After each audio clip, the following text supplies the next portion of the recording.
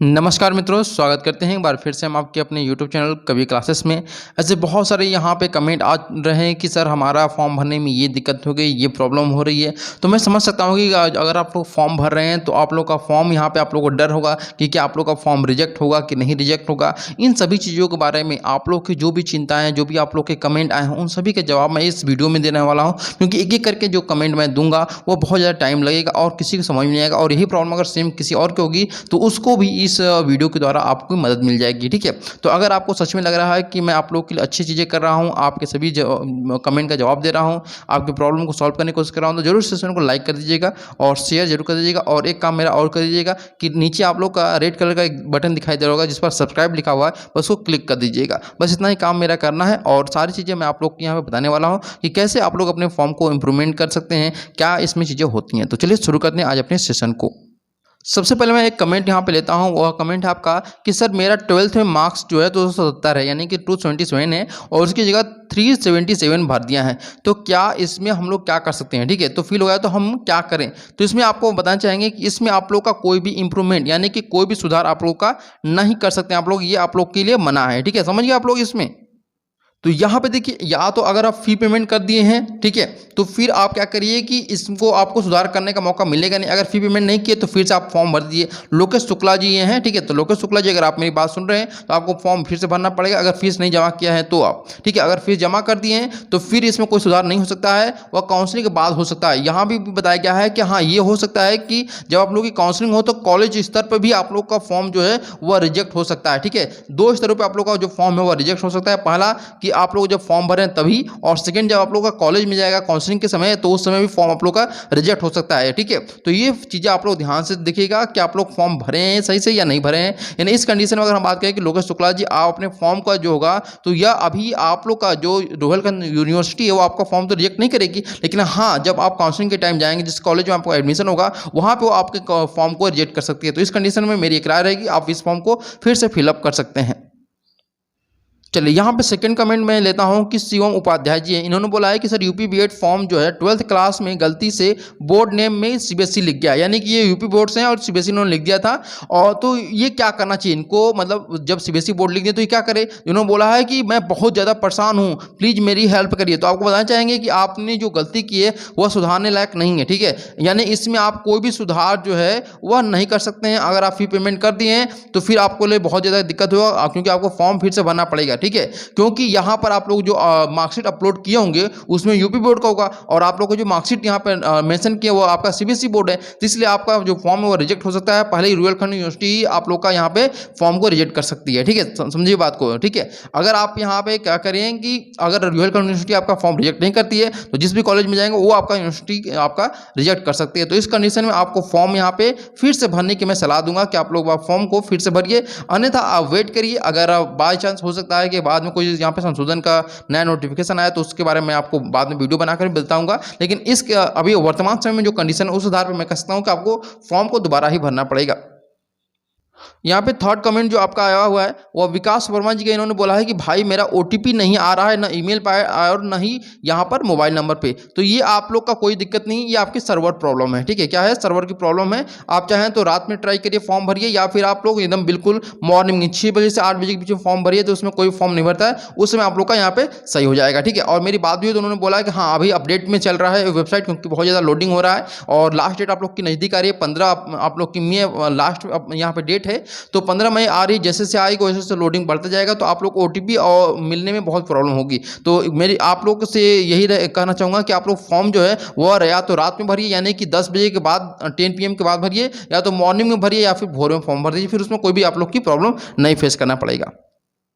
देखिए फिर से वही सवाल आ गया है कि सर मेरा 10th का टोटल नंबर भरने में मिस्टेक हो गई तो मैं क्या कर सकता हूँ? तो इसमें कोई भी आप सुधार नहीं कर सकते हैं। पहली बात मैं बताना चाहूँगा कि इसमें जो आपका है वह कोई भी आप सुधार नहीं कर सकते हैं, यानी आपको फॉर्म भरना ही पड़ेगा दोबारा किसी भी हाल में। आप चाहें तो इसको रहने दीजिए, फॉर्म मत भरिए। सॉरी, फॉर्म अगर नहीं भरते हैं तो आप लोग का जो रुहेलखंड यूनिवर्सिटी है उसमें आप लोग एंट्रेंस एग्जामिनेशन भी दे सकते हैं, आपका एडमिट कार्ड भी आएगा। लेकिन जब आप कॉलेज स्तर पर जाएंगे तो वहाँ पर आप लोग को फॉर्म जो है वो रिजेक्ट होने की चांसेस बहुत ज़्यादा रहेंगे। तो इस कंडीशन में किसी भी वह पोस्ट बचने के लिए आप फॉर्म को फिर से भर सकते हैं। उम्मीद है सारी चीज़ें आप लोगों को कंफर्म हो चुकी होंगी। इसके बाद अगर बात करें कि कौन कौन से ऐसे फॉर्म होंगे जो रिजेक्ट होंगे, तो ऐसे ही जो फॉर्म जो मुझे मैंने बताया कि अगर आप लोगों ने यहाँ पे संशोधन नहीं किया तो ये फॉर्म आपके रिजेक्ट हो सकते हैं। ठीक है, अब यहाँ पे आपको बताएंगे कि कौन सा ऐसी गलती आप लोग की है जो कि संशोधित हो सकता है। तो इसके लिए भी 4 दिन का आपको मौका दिया जाएगा। संशोधन के लिए आपको 4 दिन का मौका दिया जाएगा, जो कि आपका 21, 22, 23 और 24 4 दिन आपको मिलेगा संशोधन करने का। और उसमें 4 दिन में क्या क्या संशोधन कर सकते हैं, यहाँ पर देखिए आप लोग।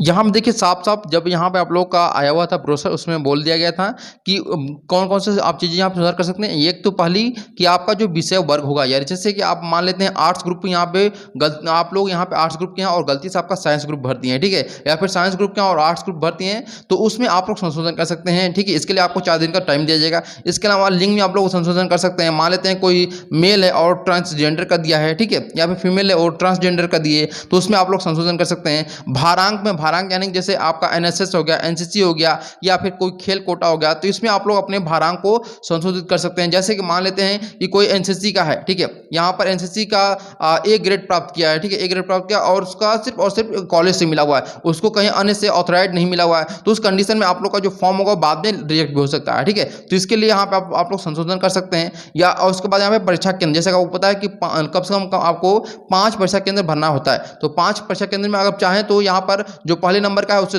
3 नंबर पर कर सकते हैं, या फिर जो 5 नंबर पे उससे 1 नंबर कर सकते हैं, या फिर कोई मान लेते हैं नया ऐड करना चाहते हैं, किसी को हटाना चाहते हैं, तो वो भी आप लोग इसमें कर सकते हैं। इसके अलावा अगर आप लोग ध्यान रखिएगा कि जो भी स्पेशली मैं गर्ल्स के लिए बात कर रहा हूं कि जो गर्ल्स यहां पे फॉर्म भर रही हैं जिनके हाई स्कूल में कुमारी लगा हुआ है, वो जब फॉर्म भरेंगे तो कुमारी को यहां पे नहीं भरेंगे। ध्यान रखिएगा कि कुमारी को आपको नहीं भरना है, ये आपका अभ्यर्थी खास करके गर्ल्स के लिए। और उसके बाद यहाँ पे जो पिताजी के नाम होगा या फिर माता जी के नाम होगा, उसमें आपको कोई भी SMT यानी कि श्रीमती जी या फिर मिस्टर यानी कि जो आप लोग के श्री लगाते हैं वो आप लोग को नहीं लगाना है। और यहाँ ध्यान रखिएगा कि आप लोग का जो ईमेल आईडी होगा और मोबाइल नंबर होगा, ये इसमें कोई भी संशोधन आप लोग नहीं कर सकते हैं। अगर आप लोग का गलत हो गया तो फिर आप लोग का संशोधन बिल्कुल नामुमकिन होगा। ठीक है, और एक बात ध्यान रखिएगा, जो आप लोग का मोबाइल नंबर है वो आपके आधार कार्ड से लिंक होना चाहिए। ठीक है, अगर आप स्कॉलरशिप लेना चाहते हैं तो आपका आधार कार्ड से मोबाइल नंबर लिंक होना चाहिए, अदरवाइज आप लोग का स्कॉलरशिप नहीं आएगा। स्पेशली मैं यहाँ पे एक बार फिर से गर्ल्स के लिए मेंशन करना चाहूँगा कि जो फीमेल कैंडिडेट हैं और खास करके जो मैरिड हैं, ठीक है, जो मैरिटल स्टेटस में बोला गया है कि अभ्यर्थी अपनी वैवाहिक स्थिति के लिए विवाहित, अविवाहित, विधवा, ये सब आपको भरना है। ठीक है, लेकिन यहाँ पे ध्यान रखिएगा कि अगर आप यहाँ पे महिला हैं, ठीक है, क्या है, महिला हैं और वो भी विवाहित हैं, तब उस कंडीशन में आपको जो भी आपका आय जाति निवास लगाना है वो अपने पिताजी का लगाना है, न कि आपके अपने पति का लगाना है। ध्यान रखिएगा।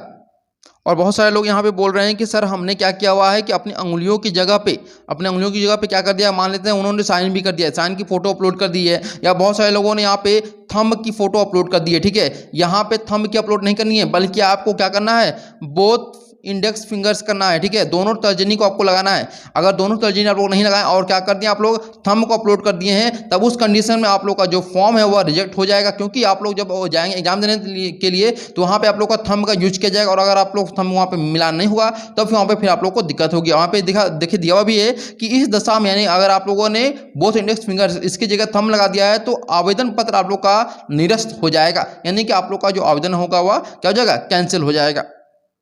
एक चीज़ यहाँ पे ये भी ध्यान रखिएगा कि आप लोग जो फॉर्म भरेंगे उसमें केवल और केवल आप लोग का सब्जेक्ट ग्रुप ही भर सकते हैं, उसमें आप लोग लैंग्वेज नहीं भर सकते हैं। ठीक है, लैंग्वेज भरने के लिए आपको OMR शीट का भरना पड़ेगा। OMR शीट का मैं वीडियो यहाँ पे आप लोग कल या परसों दे दूंगा, तो OMR शीट आपको भरना है, न OMR शीट पर आप लोग को लैंग्वेज भरना है कि आप लोग हिंदी भरेंगे या फिर इंग्लिश भरेंगे। ठीक है, लेकिन आप लोग यहाँ पे सब्जेक्ट ग्रुप अपना यहाँ पे भर सकते हैं।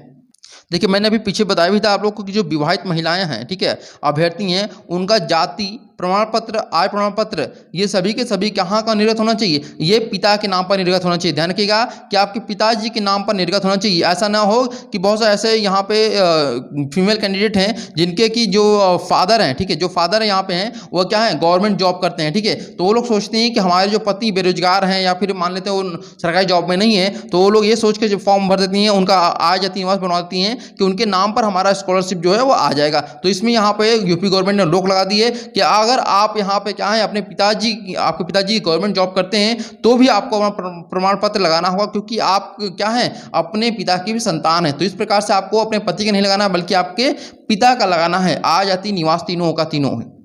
और एक चीज़ ध्यान रखिएगा यहाँ पर कि अगर आपका जो एड्रेस है इसमें मान लीजिए कोई मिस्टेक हो जाता है, स्पेलिंग मिस्टेक हो जाता है, तो उसकी चिंता मत करिएगा। ये इसमें आप लोग सुधार कर भी सकते हैं, ये आपका काउंसलिंग के टाइम पर सुधार हो सकता है, क्योंकि स्पेलिंग में बहुत ज़्यादा मिस्टेक होती है एड्रेस में। तो इसके बारे में चिंता मत करिएगा। अगर आपका एड्रेस में स्पेलिंग मिस्टेक है तो फिर आप लोग जो अपने फॉर्म है उसको ऐसे ही रहने दीजिए, कोई इसमें दिक्कत नहीं है, ठीक है। और एक लास्ट अपडेट आप लोगों को और देना चाहूँगा कि यहाँ पर जो कैटेगरी आपकी है, यानी कि आप चाहे आप लोगों का जो कह सकते हैं कि आ जाति निवास हो, कोई भी आपका है, अगर आपका स्टेट का नहीं है, ठीक है, स्टेट का नहीं है और वो सेंट्रल है, तो सेंट्रल भी आप लोग का कार्य यहाँ पे करेगा। ऐसी चिंता नहीं है कि सेंट्रल आपका कार्य नहीं करेगा, सेंट्रल भी करेगा आपका कार्य, ठीक है। उम्मीद करते हैं सारी चीज़ें मैंने एक एक करके एक एक पॉइंट आप लोगों को समझाने की कोशिश की है। अगर आपको सच में समझ में आया कि ये सारी चीज़ें आप लोग के लिए बहुत उपयोगी, तो एक बार सेशन को लाइक करिएगा, शेयर करिएगा और सब्सक्राइब जरूर कर दीजिएगा। Thank you so much for watching this video.